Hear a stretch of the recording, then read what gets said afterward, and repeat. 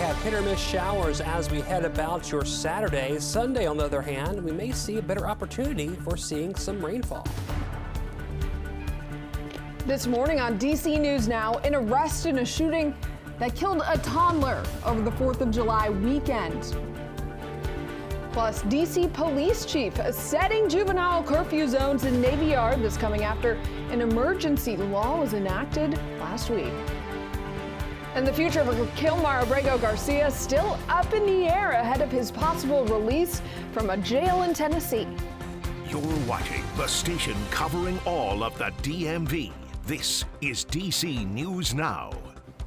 Good morning, everyone. Thank you so much for joining us on DC News Now. I'm Haley Mylon. Let's take a live look outside. 7 o'clock is your time. There's the Washington Monument getting ready for Saturday here in the DMV.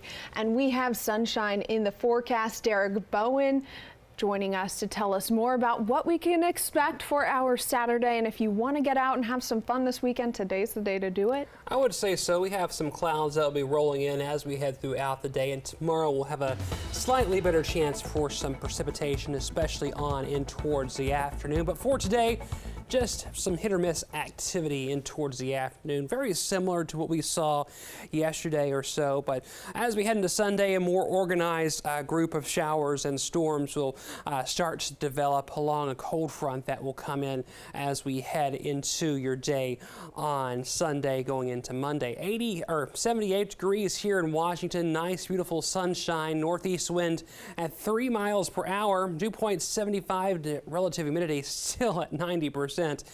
Very stagnant air all across the area. Temperatures are in the 60s and 70s this morning, getting close to 80 for Annapolis as well as Lexington Park this morning. Those are the warm spots on the map. The cool spots, Cumberland and Kaiser, temperatures at around 69 to 70 degrees. Make that also for Woodstock as well, and Winchester, 75 Hagerstown, 77. Just got an update from Westminster as well as Baltimore this AM. But very muggy conditions all across the DMV, and that looks like to be the case as we head over the next several days.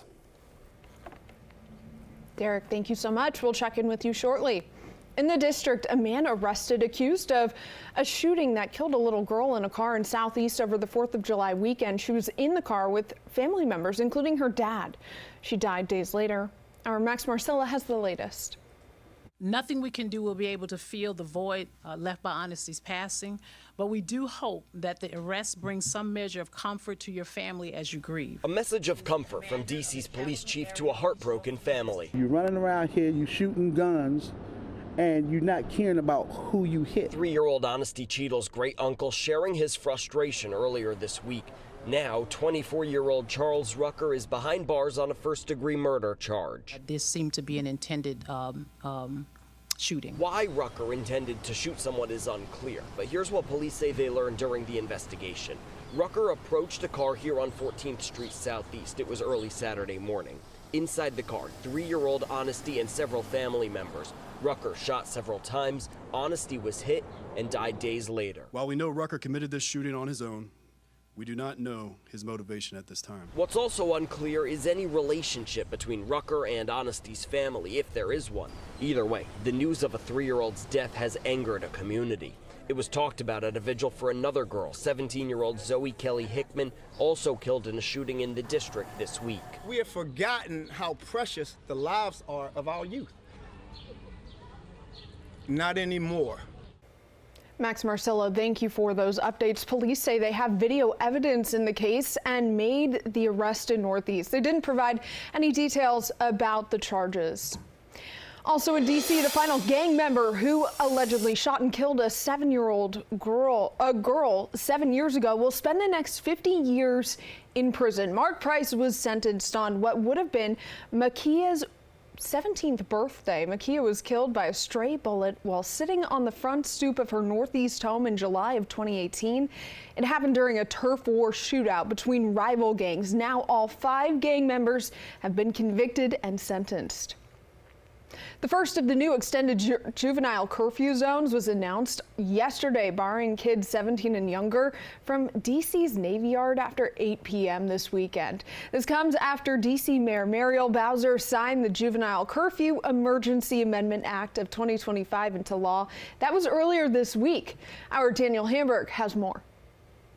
On the first night of the extended juvenile curfew zone in Navy Yard, a lot of people are happy with the change. The neighborhood has been calling for that for a long time. It's in effect Friday, Saturday, and Sunday nights from 8 p.m. until 11, when the district-wide curfew kicks in through 6 a.m. If the kids don't like it too bad, they should be held accountable for their actions. The law says in the special curfew zones, those 17 and under are prohibited from gathering in a group of 9 or more in any public space or on the premises of any establishment. Our focus will be on explaining the law to young people, getting engaged with them, and trying to get compliance with them and ask them to leave the area so we can get them into positive activities.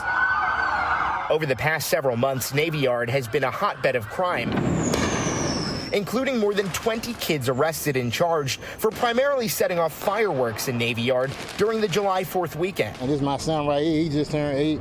My daughter, she just turned 7, so it's all about keeping them safe at the end of the day. So whoever keep the kids safe, I'm with it. Depending on how the weekend goes, the extended curfew zone could be lengthened. The chief has the option, the mayor has the option to extend a curfew in an area up to 30 days. So that's an option that they'll have. And after we go through this 4-day period, we can take an evaluation, see where to go from there. Daniel Hamburg with that reporting. Well, police in Virginia need help identifying a man who's accused of attacking a bus driver in Lorton. Take a look at your screen. This is a picture of the person. The bus driver says that the man got on his vehicle and attacked him. It's not clear why, but the bus driver was taken to the hospital. He is expected to be okay. But if you know anything about this person, you should contact Fairfax Police. A federal judge is considering sending Kilmar Abrego Garcia home to Maryland to await trial on human smuggling charges.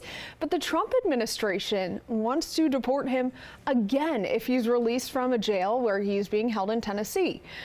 DC News Now's Kevon Dupree breaks it all down for us after a contentious court hearing. The expectation is that ICE will detain Kilmar Abrego Garcia if he is released in Tennessee next week. Tennessee is where he faces those human smuggling charges. If that happens, there is concern he could be deported again without going to trial. His lawyers have other concerns. Inside the U.S. District Courthouse in Greenbelt Friday, more in the evidentiary hearing for the Kilmar Abrego Garcia case. A judge considering an emergency motion filed by Abrego Garcia's lawyers.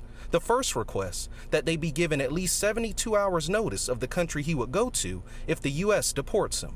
Their concern, his safety. Given that the entirety of the U.S. government has, exercised its entire public relations apparatus to try to tar Mr. Abrego Garcia as an MS-13 member, leader, what have you, accusations of which they've provided no evidence, there are many, many countries in which he might well suffer persecution on that grounds. The second request, that Abrego Garcia be brought back to Maryland and be put back in his position before he was unlawfully arrested and deported back to El Salvador in March. The original arrest that took place happened without a warrant, without any legal basis, and that took place in the state of Maryland. And so our contention is that putting him back in his original position before the violation of law means bringing him back to the state of Maryland. The Justice Department maintains that the judge's intervention is not proper and that an ICE docket officer would handle any potential deportation the way the agency would handle any other. On Thursday, a U.S. immigration official said Mexico and South Sudan could be potential landing spots for Abrego Garcia if he is deported. On Friday, the judge seemed to lean towards limiting his deportation. She said she would have a ruling before next Wednesday. In Greenbelt, I'm Kevon Dupree, DC News Now. President Donald Trump and First Lady Melania Trump in Central Texas this week looking at the horrific flood damage. Governor Greg Abbott there saying at least 160 people are still missing. More than 120 people have died, including dozens of children. Now, during the visit, the president approved FEMA to help more counties. New video this morning giving us another perspective of the extent of the destructive flash flooding. You can see the massive amount of debris here. This was taken in Leander. That's a town just north of Austin. A community just outside the town says a bridge serving as the only way in and out was damaged. And Virginia Task Force 1 is on the way to Texas to help. We caught up with the team as it made its final preparations in Chantilly. They tell us they'll be helping in the search for flood victims. 3 search canines and their handlers are making the trip. That includes Charlotte Grove and Canine Ivy. It's their 3rd deployment with the task force. Something that never ceases to amaze me, though, is the people. You meet people at their absolute worst. They've been through a horrific event, maybe lost some loved ones, and we show up and we try to help them, and they are the most gracious, kind people that you could ever meet. So.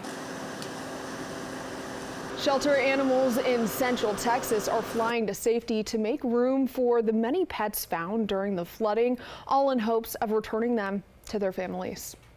The Brandywine Valley SPCA receiving its rescue flight from Texas yesterday. It's helping facilitate and relocate at least 20 dogs from the first flight alone. The SPCA says most of the dogs are coming from a regional animal shelter in one of the hardest hit areas.